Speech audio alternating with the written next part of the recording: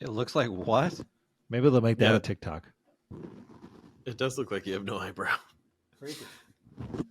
Yeah, it's gross. Teacher says every time a bell rings, an angel gets its wings, and another man dies on the inside. Today on the Man Space. Welcome to the Man Space Podcast. We're your hosts, Doctors Matt Brown and Rob Porter, and clinical therapist Mike Porter. Oh, welcome, spacemen. That was like Mike welcome. That was like, hey-o. We haven't had you do the welcome in a long time, Mike. Well, I've been kind of hit or miss lately, so. That's not true. You've been here last couple. I mean, You what, did 2 miss of the that last 5 I've missed? Has Yeah, it we've been been that getting many? complaints. No, you haven't. Because the only person Someone's who like- would complain sends them to me. Is that the same guy who sent you all that soda? Yeah. Dude, Dude, that was like we're I mean, we're sitting there. does he and know I Mike- still live in this town? Yeah, but you're not me, so. I have a doorstep. He has been angling to join the board of the spacemen. Mm-hmm. And then, The board. And then I'll just Yeah. replace you. Non-existent board of spacemen. The motherboard. So he's like, how do I join that board? Apparently the answer is send Rob sodas and drinks, or sodas and candy. I was laughing earlier as I got my soda because there are like all these other podcasts for men where they do have some sort of beverage on the table. Yeah. And it's always Usually like beer. some super health thing or some like crazy energy drink or something. And we're like, got me a diet soda. You got to go to the drink store.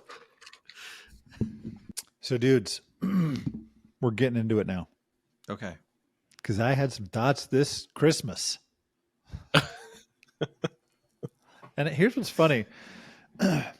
I think I've said this before, but doing this podcast, and there's some other things that have happened recently that I feel like it's shifting the way I do my therapy now.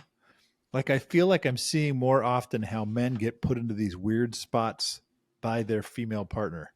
Yeah. And that's obviously taking things way out of context, that there's reasons why female partners do what they do. But where it's like, you see that you said this, but then you also just said this, and they're two opposite things, and you're telling him to respond to both, and he can't. Or whatever it is, or he can't win. But before, and I thought of this when I was watching It's a Wonderful Life this year, which, by the way, this year, like, I love that movie. And actually, for some reason, like 3 years ago, my daughter watched it when she was like 14 and just really loved it. And now we watch it every year. Mm-hmm. So ironically, I did not watch it this year. Oh, yeah? I watch it almost every year. It was always my Christmas Eve movie. Uh-huh. Um, I have like 7 Christmas Jenna and I would movies. sit and wrap presents. Yeah. Jenna and I would sit and wrap presents and watch that. And watch. And that's, she never understood it. She never understood why it was such a big deal to me, and like none of that ever made sense to her. Well, this year was probably the first year that I had some of the reactions that I had to it. I think, Matt, you were saying you had some maybe similar reactions, but I think I saw it in one of your Instagram posts or maybe. But before we get to that, I will say I also watched one day, this was after Christmas, I was doing some, I don't know, paperwork or something, and I put on a movie in the background, which I usually do. And I turned on Field of Dreams, which I have not seen in forever. And yes, I did tear up at the end when he's like, "Hey, Dad, do you want to have a catch?" But Do you want to have a catch? I'd like Oh my that. gosh. but the part that gets me more, for some reason, it got me more, was his relationship with Terrence Mann when he flips the car around and I told Begg, it's like Moonlight Graham. The way he says Graham, I love it. Moonlight Graham. And the way he's like, you saw it too. And they're trying to figure out what it means together. They have this kind of shared experience of like these two men who are experiencing something they cannot explain that nobody else would get, but they're like kind of connecting on it and saying, let's do this. For some reason, I was like, oh, I really love this moment. Especially Moonlight Graham. I got to get a deeper version of that. Dude, I love James Earl Jones. What's not to love? But there's also what other movie? I saw some other movie. I was like, man, every movie I watch, it's like, oh, it was Christmas Story. Thinking of the dad. I freaking love when he's like, "It's indescribably beautiful." But here's this. I'm curious what your Matt, if you can. I'll ask you this in a second. Your reactions to "It's a Wonderful Life" this year. But what happened? Like I'm watching this, and I had seen an article, a couple different articles that 2 years ago people were trying to get it canceled because Jimmy Stewart They were trying to apparently get "It's a Wonderful Life" It's a Wonderful Life. Yeah. canceled. Yeah, Oh. which is actually in the National Library of, like it's like Right. one of their National motivational Archive. Yeah, National Archives motivational movies. But they're trying to get it canceled because two reasons. The main reason was because Jimmy Stewart, his character, is a misogynist. And the second reason was there's like no people of color in this movie, like no diversity except for maybe their housemaid. Which part of me is like, yeah, that's true. It was also made in 1947 or whatever it was. So it's like, I mean, or 41, or I don't know when it was, but I was telling my kid this. I was telling my wife and my kid this, like, isn't this funny? They're trying to cancel. The misogynist part was because the main one was that he kisses his wife without consent. Yeah. Kind of forcefully kisses her. That is a weird scene, man. It is. And that he yells at her. So he's a misogynist, which I felt like it kind of made me angry because of what I felt this time watching it. But it is weird when she's like the way there. I feel like there's two scenes where he kisses her in very forceful ways that he's like, mwah, mwah, like all over her face. And it's like, yeah. and she's like, I wonder if that was like an expression of like sexual tension for the 40s that made sense then, but now it's like, I feel like I shouldn't be here.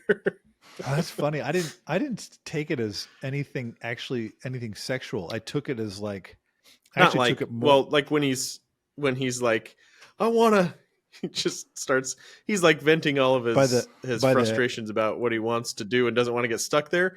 But I guess you could take that as like, he's fighting this, like, I know that I want to, I know that the better part of me would like commit to family and you right now, but there's this other part of me that like wants to go just do what I want to do. And he's like fighting himself with that, but then kissing her and she's just crying. And it's just like, that's weird. Yeah. I always feel weird at that part. To me, it's the Mr. Darcy and Elizabeth Bennet thing, right? Like he's sitting here so conflicted, like here's these things that I'm feeling for you that I'm having a hard time reconciling in myself. Mm-hmm. Because doing it means turning my back on all these different things. And I think that's what it is for George. It's this, right. I'm feeling all of these things, but doing that means I have to give up all of this other stuff that I've already given up more than once against my will. And now it feels like I'm having to do it against my will again. Yeah. Which I think is kind of a theme through that movie where so often life seems to happen to George. Right. For sure. He's almost a victim of it. Like he doesn't seem to control his own, and it culminates on Christmas Eve. Well, to me, that's when it didn't seem sexual. It felt like an intensity of emotion. He feels these really two intense emotions conflicting, and he's kind of giving into the one that, and it's like almost forceful about it. Like he's trying to express to her in some way, this is how deeply I feel this. And he's like kissing all over. And it's like, whoa. Mm-hmm. And in that respect, I can see why someone's like, whoa, that's not cool. Like, but the yelling at her thing though. Yeah. Well, and that's where I get, so this is where I'm going with this. Cause Mike, you're getting at some of this, but because the movie, I feel like I'm watching more things from the perspective of men in general. Because for example, I had a dude in my office this morning who's talking about how I feel this and this and this, but if I told this to my friends, they'd all be like, "What, dude? Like, suck it up, get over it." He's like, "They don't have this stuff going on." I said, "I promise you, they do. Like, they just don't. They feel exactly like you do. And if I had them sitting on my couch, they'd say probably the exact same words that you're saying." And so I'm watching this movie thinking, like, wanting to cry my way through it, partly because you watch this man who is life just seems to just keep blowing up in his face. But my daughter asked, I think because of the conversation we had beforehand, when he yells at his kids in that scene, when he comes home and loses it on everybody, when his it was his uncle, right, who loses $8,000, and so he's going to go to jail, and he's coming in, he's yelling at everybody, and my daughter goes, "Dad, is he abusive?" And I said, "No, that's not it's not good behavior, but like," and my wife said, "Abusive is generally pattern," and I said, "Yes, that's true. There is generally a pattern." Yeah. Like we can all do things that could be like, it's like calling somebody a name. Could that be abusive behavior? Yes, it can be in and of itself. If it is abusive behavior, then we're all abusers, and not to minimize any abuse that happens, but there's generally a pattern of in abuse that says they're trying to strip away or control or something.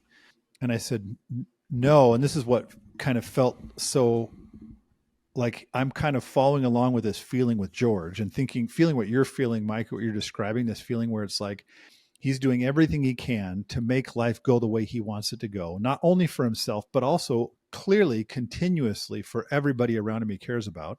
He's sacrificed himself over and over and over again to give people the things they need or want.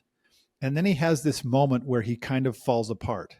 And then my daughter asks, again, not to throw her under the bus, and apparently, the world now says that's abusive behavior. And I think, hold on a second. Here's this guy who's struggling as much as he is internally, and he comes home and he doesn't tell his wife that I'm in the worst spot of my life because either I'm going to jail or my uncle's going to jail, and we're losing everything. And instead, so nobody knows what's going on.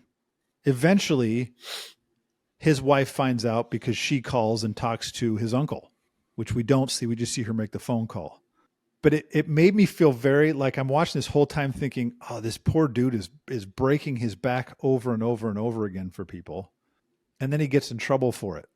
And it felt like I was already identifying, not like I've done anything in the movie, all these amazing things he does for people, but I've never done stuff like that. But just that feeling of like how many men could watch that movie and it would be meaningful to them, not because of the kind of Christmas message or the holiday message of like every time a bell rings an angel gets its wings and you could see what your life, what impact are you having, but actually the feeling of I'm doing everything I can. And in my moments of weakness, I'm told I'm being toxic. So I'm curious, like, because this is probably the first time I think that it's hit me that hard, the male experience perspective of it. But I'm curious your takes on it. Mike, go for it. For me, like the toxic thing, I got issues with that. For all the same reasons that you've already mentioned, right? Like this idea that, like, no, the guy had a moment of weakness. Yeah. Like, it wasn't good. And you think even leading up to that, no, right. Like I'm not like he yelled at his kids, right? But I think it's even like moments before, here he is trying to comfort Zuzu because the petals are falling off the rose. Right. Right. His daughter is sick. And, like here he is, everything that's gone wrong, and he's still trying to comfort her. And then he goes downstairs and he's still trying to hold it all together. You watch him unravel in that scene. Like you watch it just become one thing too many. And that's when it all kind of falls apart. And so that it would get labeled as abusive, like I said, that's frustrating for me because I think, one, we clearly don't understand what that word means. It was the, like, for bullying, right? Like everyone was like, oh, my kid's getting bullied. No, your kid got told he was ugly once. That's a bad day. That's not bullying. That's a bad day. Sorry. Talk to me when your kid's getting targeted and when it's a repeated pattern of behavior. And then we'll address bullying. But until then, your kid had a bad day. Which even that statement, I'm like, yeah, it's going to piss somebody off. They'll have a bad day. Right. I mean, but it's one of those where, for me, it's so like I never, until you brought that up, I don't think I'd ever seen that in that aspect of it, right? Like I'd never seen that here he's doing all this and that he's being told like, oh, your behavior's toxic. Yeah. right? To me, I've always seen that scene as, and it's one that I think certainly at times in my marriage and in my family life that I've identified with at various levels of it doesn't matter what I'm doing. We got him. It's not enough. Yeah. That's And no matter how much I want, I'm failing again. Mm-hmm. And that's like every time I've seen it, that's the thing that gets me every time. it's what gets when I watched it this time too. That part of I'm failing again. So here he's trying hard to keep it together. I thought, isn't that fascinating that he took a second to go talk to his kid who's sick to comfort her when his life is falling apart, and what does that matter? And then he comes downstairs and he's trying to keep it together and he doesn't. But then immediately he knows what he did and he's apologizing already, saying, crap, I failed again. Here I'm failing at work and now I'm failing at home. And then, and this is, I think maybe this is because it's not like back then. I don't know what the reaction would have been back then, if it would have been excused or normalized or what. But now we're saying this should not be shown. It should be canceled because that behavior is bad behavior. And I feel like that behavior is human behavior. He had a moment that is not, it was not a good moment. Like, and Mike, when you say, like, I do think, yes, you had a bad day. It is one thing to say that is really hard to hear like you're ugly, for example, right? It's not, but there is a difference. Like, and it doesn't, to say you weren't bullied doesn't mean that didn't happen. It does still suck. It is still painful. Like George's experience and specifically what it did to his kids was painful for his kids, but he's not an abusive dad. And he recognizes, what did I just do? And both of you guys, we've had these conversations, I think all three of us, talking about at various points feeling like we failed as fathers. And even when, like, you can recognize, like, I saw my kid get scared or I saw my kid feel like crap. And that to me feels, and he could see that. George saw that and I thought, isn't this horrible and hard? And the experience of so many men where it's like, I'm falling apart. I fell apart. I did something I shouldn't have done. And now I feel even worse. And then to be told that's toxic. It's like, wow, that's just it's too much. Well, I think especially, right? Like I said, until this conversation, that narrative hadn't even occurred to me. But I think, how many people might be, seeing this show in a new light this year and are recognizing in George themselves and knowing that that narrative is there. It's like, oh, geez, like not only are you feeling I can relate, I'm a failure on 6 different levels. Oh, and it turns out I'm this stereotype of toxic masculinity. Right. So where it's like, no, you're really not.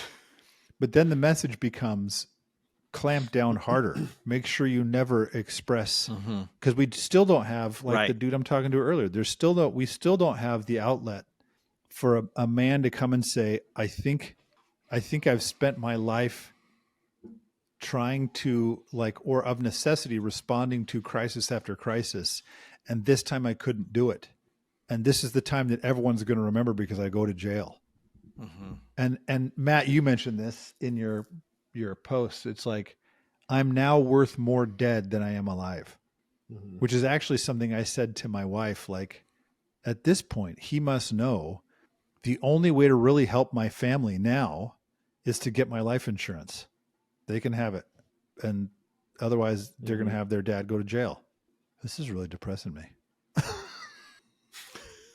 Well, I was thinking about it too, like in the context of like how it's reinterpreted now. Like this, if I remember right, like this was written maybe definitely pre World War II, right? And like Jimmy Stewart, I think started or was like already had contracted with them, but then decided I'm going to go to war, because back then, like guys were lying about their age so that they could go to war, and like do exactly what he did in the movie.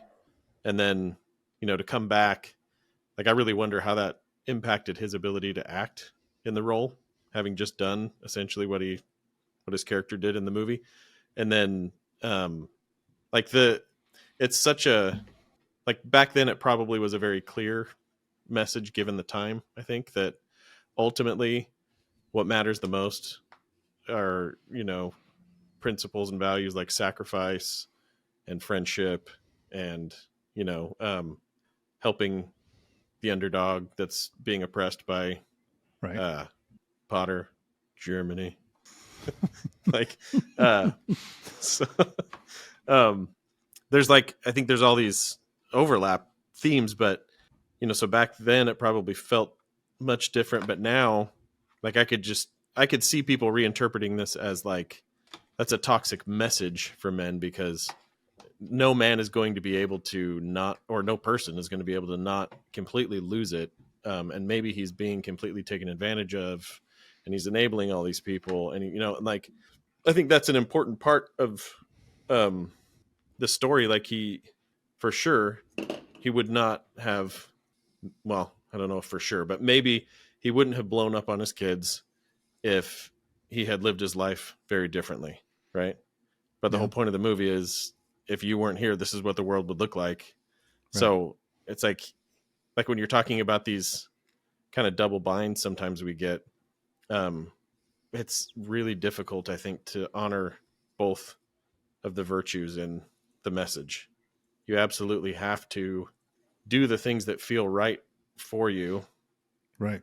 And ultimately, the world is going to send you messages that the things that matter most are things that in fact don't matter most. And so, like, how do you negotiate that? And I think back then, men were probably getting a really solid message that, like, the best way to use your life is to sacrifice it completely for somebody who can't help themselves. Yeah. And a lot of people nowadays would say men should still live by that message, right? But then other people would say men shouldn't have to live, with such a heavy burden. But I think the reality is you can't just have one or the other.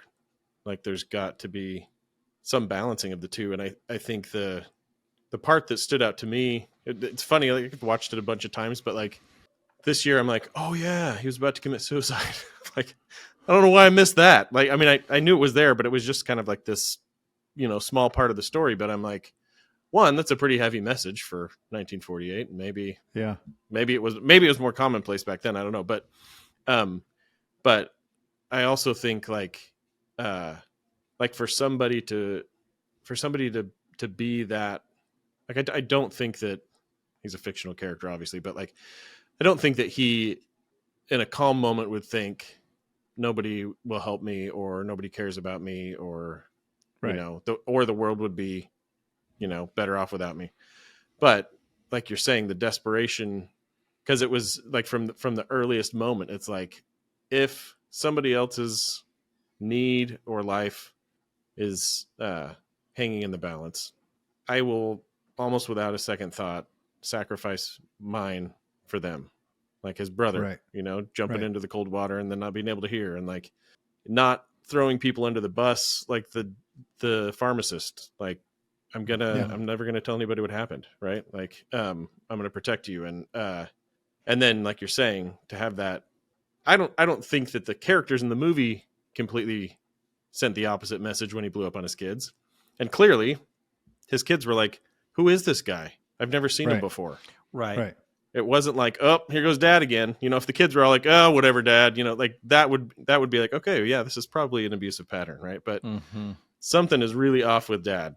And I guess, like, to go from like that automatic thought pattern, like where I was going was, yeah, my uncle loses the money and immediately I've got to take the rap. Like, this, I will go, right? Like, not like, this is on you. I'm going to out you, right? I'm going to protect your reputation, even though everybody knows you can't remember crap. Like, I'm going to fall on the sword for you. And I think that it's a really difficult thing to pick apart, because so many of the values in that movie, I think, are still really, really important, like the way he approached things. But then, kind of like we talked about way at the beginning of our podcasting. Like, where is the limit?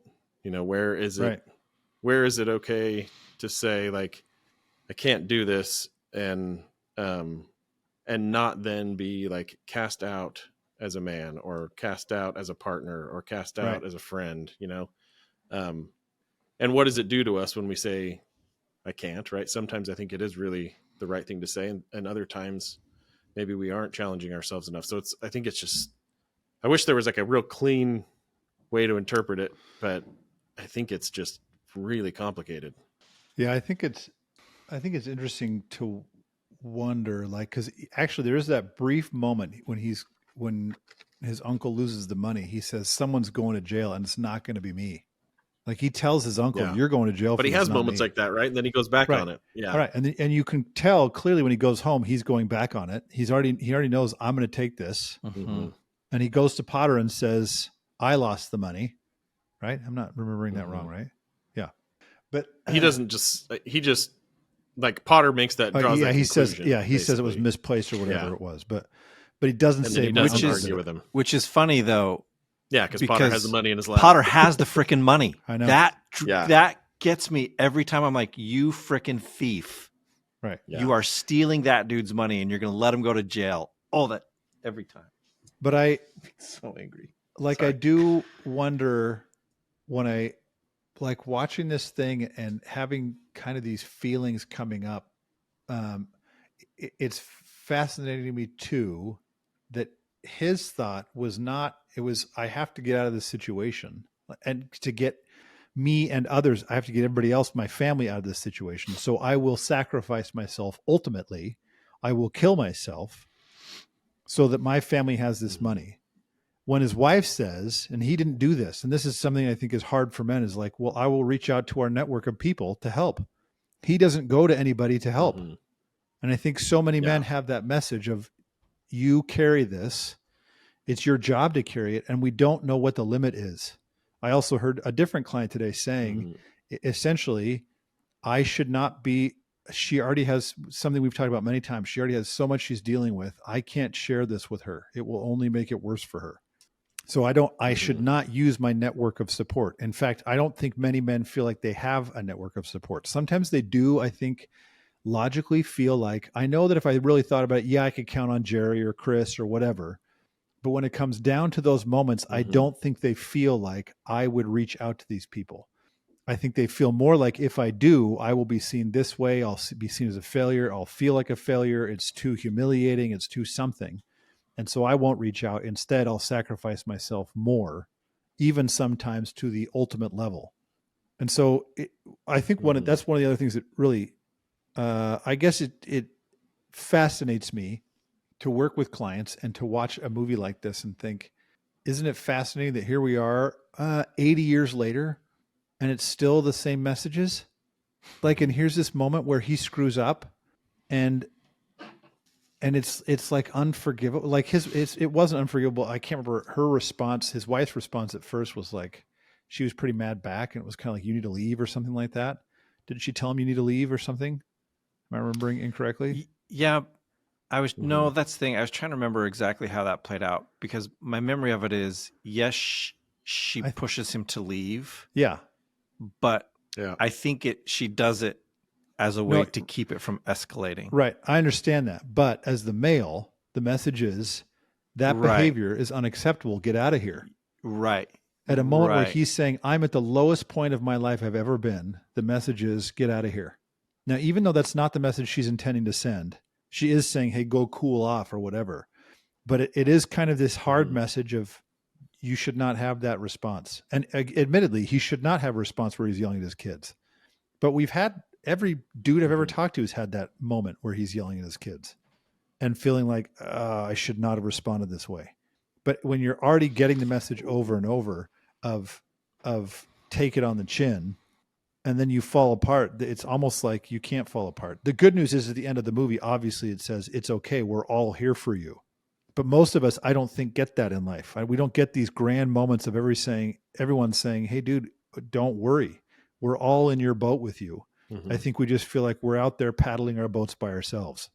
No, but I do think that's part of the hope of this movie, right? Like that's what it was for me. Like, because one of the things that George feels, I think, is as all of this is happening, is what you've said. I have nobody that I can turn to here. Like that, this is it. I got nothing. I guess I'm going to go to the man that has made my life a living hell the entire time and beg mercy. Mm-hmm. I got nowhere else I can go. This is all I can do. I can go to this guy and beg mercy. And when it backfires, then I guess I got nothing. I'm going to go and I'm going to drink. Until I kill And even myself. there, I'm going to feel like, yeah, like, and that's the interesting thing. There are all these moments that he misses, Yeah. right? He misses Martini saying, "Hey, George, are you okay? Mm-hmm. Right. You don't look so good, George. Let me help you." And I was having that conversation with a guy today where, because there are those things where it can feel like there's really no one we can talk to, right? Like our wife will often be the person we share most of the stuff with. But when the thing is related to the wife, well, who do I go to now? Right. I don't Right. have any, I can't go to her with it, Mm-hmm. because then it's like, like either I'm just adding unnecessary burden, or I'm, complaining about her, and I can't complain about her to her. Like that's going to be suicide. And so we think I got nowhere to go. Mm-hmm. And so I encouraged this guy. I said, look, man, you probably have some relationships where if you think back on conversations, you're probably closer to these guys than you think you are, but you've missed things along the way. Yeah. And I But think that's, George was missing things along the way that were people saying, "Hey man, we've got you. You've Yeah. been there for us. We're here for you." But I think that's not only, yes, he That- missed them, partly because I think he's socialized to miss them. We're socialized that you don't Yes. say, "Hey, Right. yeah, I do need help." You just say, "No, I'm fine." And so he says what he says, "I'm fine." Right. Because you don't actually say, "I'm not doing well, man." Right. Right. Go ahead, Matt. Yeah, but no, I agree.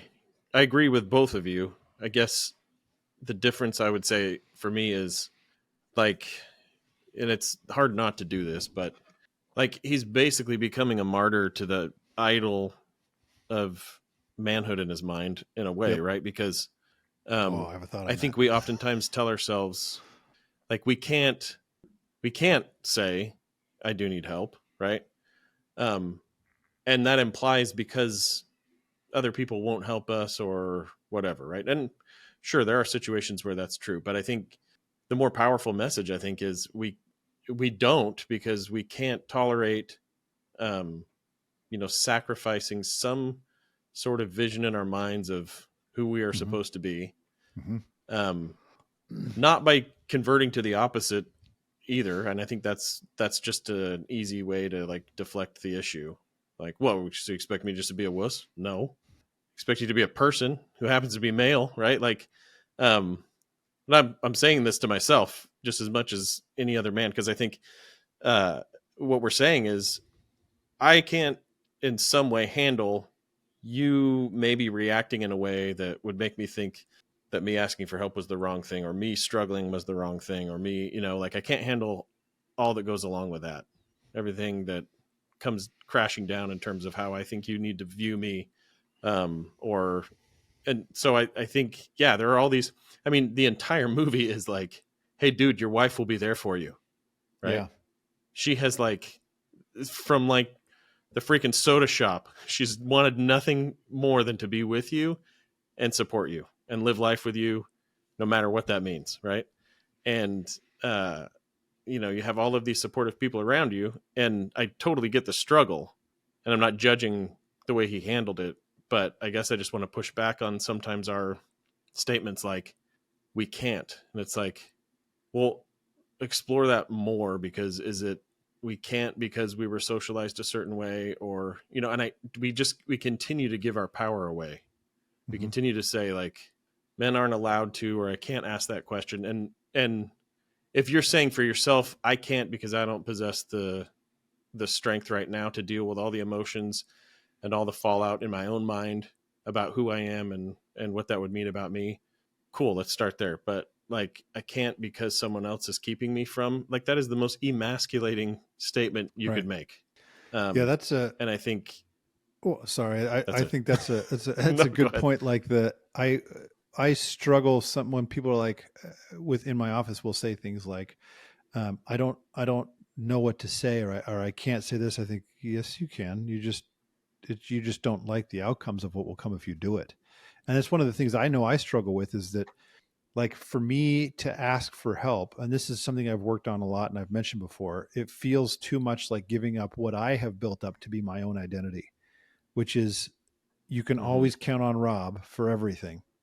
I mean, don't ask me to fix your car, but otherwise, like for like advice or whatever, then yeah, come talk to me and I will always have answers, which is not true. But it makes it hard to be able to Hmm. say, I don't know, because I'm afraid that if I do, I will lose all this stuff. And it's one of the things that bothers me most. I forgot this part, but there's that scene where I don't remember I don't know which part it's at, but where he's in Potter's office and Potter starts offering him, come work for me.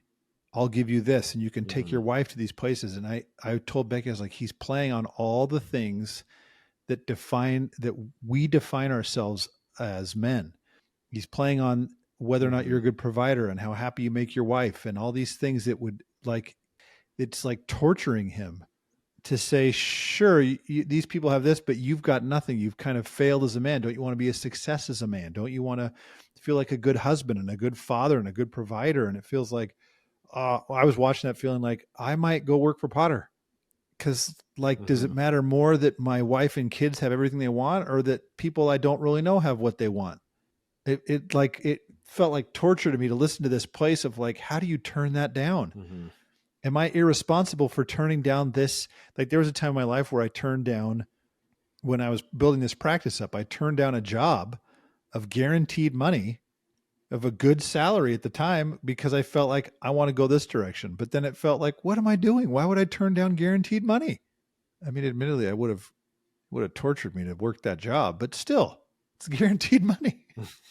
But I do think that scene, and I think that's a really good point, Matt, that you're making. Like I say it, like we're socialized. We are socialized. We do this to ourselves so Yeah. much in a way that I do think men, like Mike, when you're saying he missed these things, I think that's true. I sometimes think it's so off our radar that we don't even see them come by.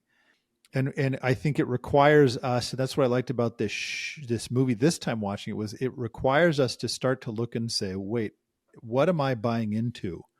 And what kind of man do I want to be? Do I want that kind of maximum maneuverability that we've talked about that says I can ask for help?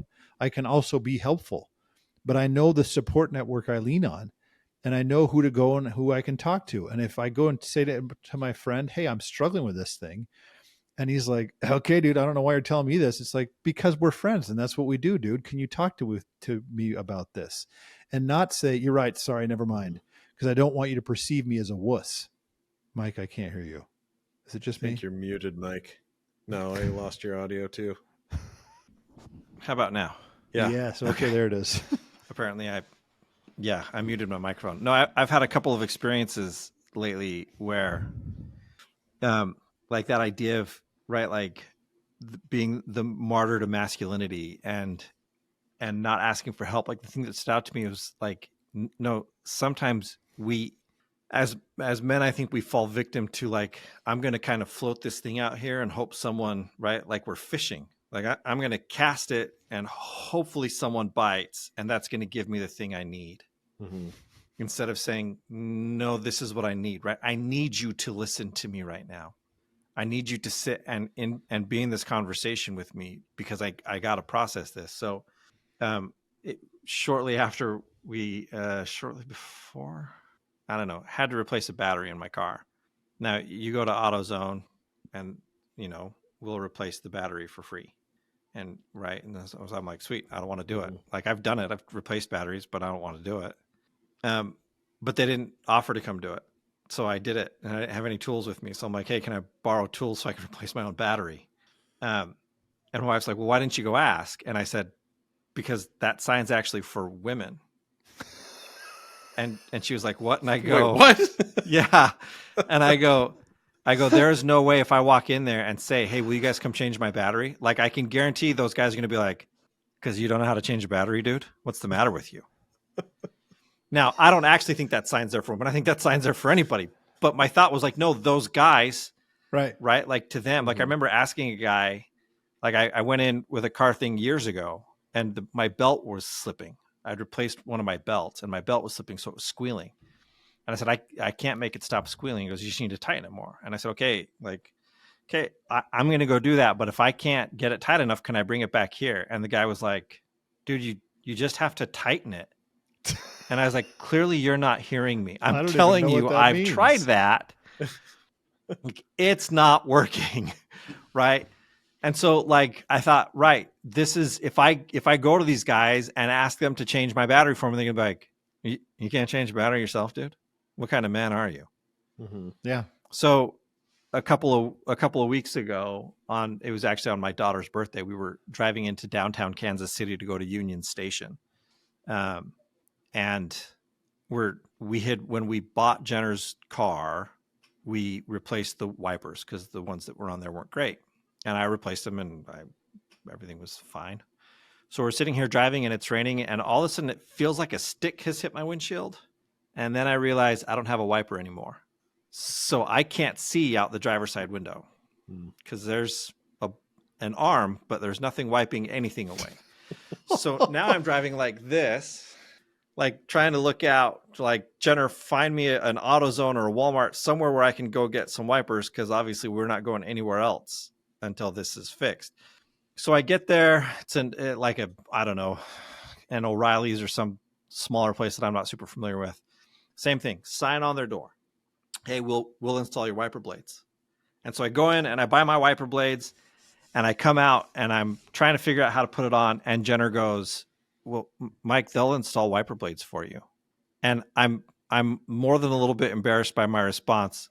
But my response was, I looked at her and I go, yeah, Jenner, I can handle it. I can install wiper blades. Thanks.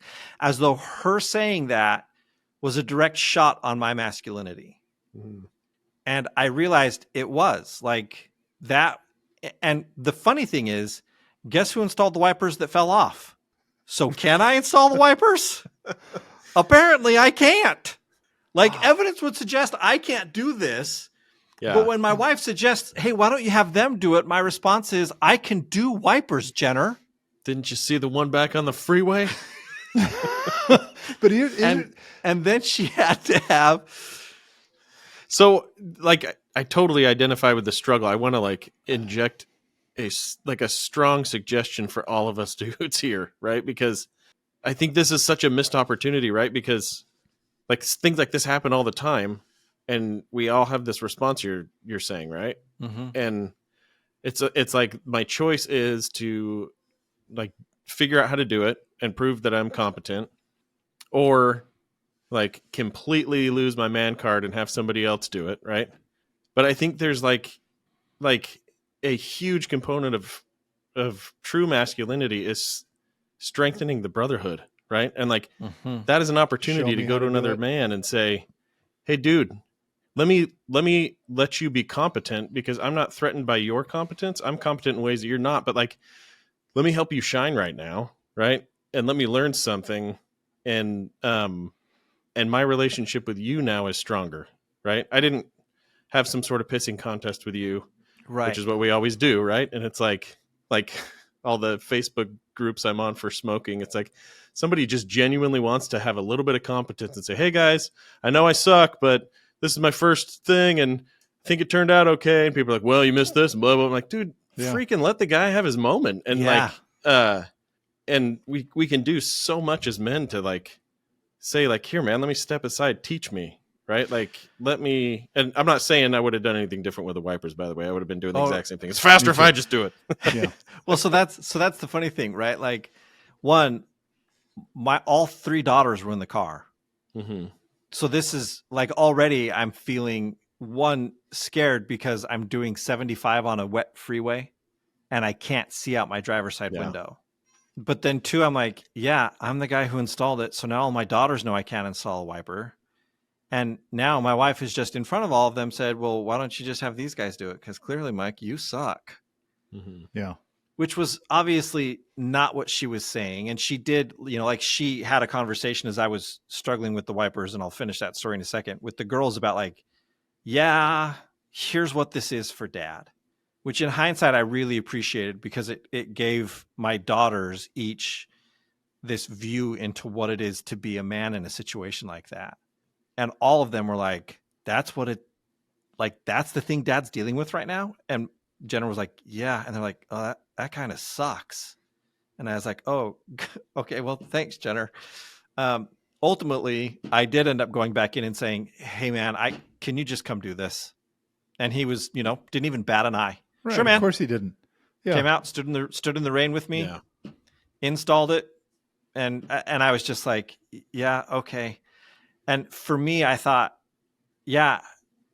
And admittedly, I only attempted, like I did attempt to install it. I couldn't get it to lock on. And I've done wiper blades a ton of times. I couldn't. It's funny that I sit here and, no, guys, I promise I'm a man. I swear I'm good at this. So stupid.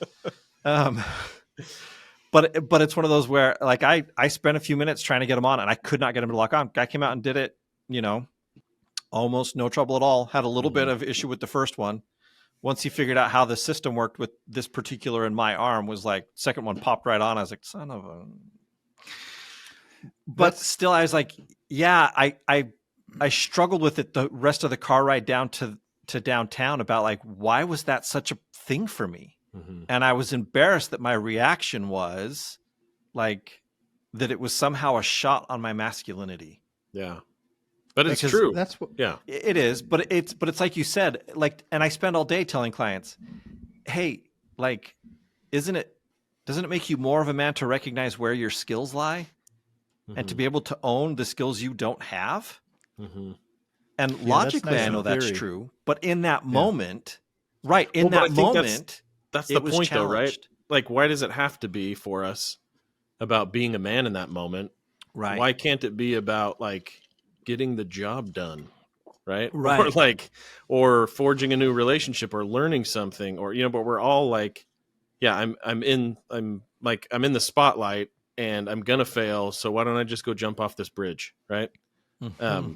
Instead of like, hold on, what's going on here, right? Like how creative, I'm going back to George again, but like how creative was that dude at solving everybody else's problems?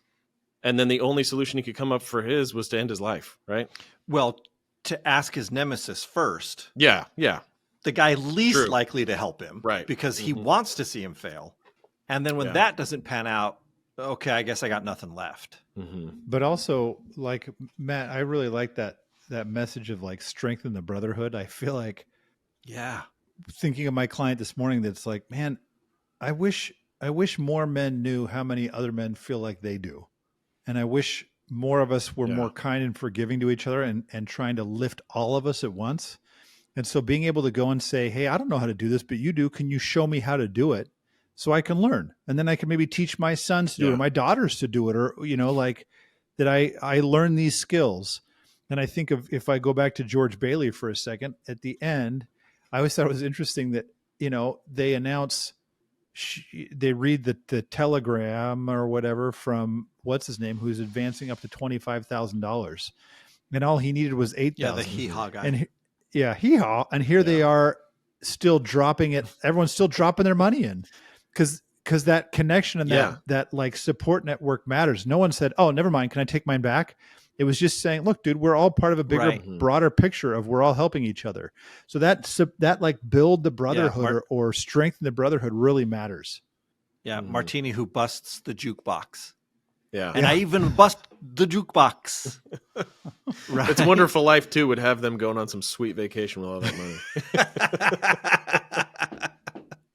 And then Potter's funeral at the end. It's a Wonderful Life meets couples retreat. So then, I guess our message of the day is go watch It's a Wonderful Life again, because if you watch it with the right mindset, you'll identify and cry your way through it. But also, strengthen the brotherhood. I dig it. We should get tattoos. And then catch us next time on The Man Space, We're getting tramp stamps.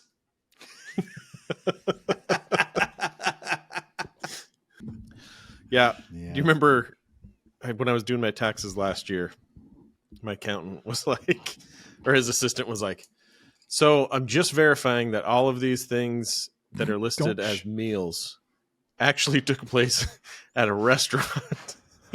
And I'm like, maybe we need to petition the gas stations to just change their name to the drink store. It'll sound like a restaurant. That's funny. I feel like, what does it matter if it's Circle K or a McDonald's? We're there talking about business. Yeah. Yeah. It's a business expense. I did have to buy a space heater for my basement because it's what you get for living freezing down here. Yeah, I know. How many trash tags have you bought since we last talked? Or did you had Amnesty Day, right? We did have Amnesty Day, and I put out 10 bags of trash. And a dead body? Yes. No, that's just Houston. Yeah. 10 bags of trash that day, and I put out a box full of, like, I put out my recycle bin full and then a box full of other recyclable materials. Boy. And this week I'll have probably just 2 trash tags that I have to use, maybe 3. Wait, could you get like a trash tag that's like good for a year? It's a one-time use. They take it with the trash bag, yeah, right? You attach it to the back. It's like one of those like concert bracelets or like water park. So you could save it. You on have your to attach hope it chest. to the trash. Yeah. How much was it per trash tag? $2.50. And you gotta go to the grocery store to buy it. Mm-hmm. Well, and how did that's a lot of anticipation for taking the trash out. Like, how many bags are you gonna have this week? Don't forget to pick up 3 trash tags at this, or do you just buy them in bulk and then have them on hand? We buy 10 at a time. Okay, no discount then. No, man, there should be. Yeah, Costco needs to start selling them. Can I get Costco pricing on these? That's what I picture. No, yeah, it's super weird. I picture that in Houston because anything goes down there. It's like you can put a dead body out there. You just got to get a toe tag for it. Toe tag, no trash tag. Mike, something's going on, and you keep getting bubbles on your screen. What? Oh, he's doing What's that a reaction? Are you for? doing the thumbs up or whatever? Oh, did I get one of these? I didn't get that reaction. Did it come? Why didn't it come? Remember when he did this and it was like lasers shot out? Yeah, it wasn't lasers. It was. It's nothing. Not coming. Yeah, it's now like you just random. look like an idiot. Congratulations! It happened again today during session. Was it during a sensitive moment? 1, 2, and all of the balloons started going, and I thought, well, that just ruined it. Did I tell you why? You need to one of the grieve main properly. reasons I moved. Yeah, one of the main reasons I moved to this office was the place I was at before was like this kind of corporate center, and the walls were pretty thin. So somebody moved in like behind the office behind my couch, and they were just like cacklers every day, just like having a party in there, like super, super loud. I was like, okay, I can deal with that. But then mid-session, this woman is like crying, and someone in that office bangs on the wall and says, "Shut up!" Shut up. Are you kidding me? Like, I'm out of here. We hope you enjoyed the episode. Please remember to Rate and review. please, we desperately need it.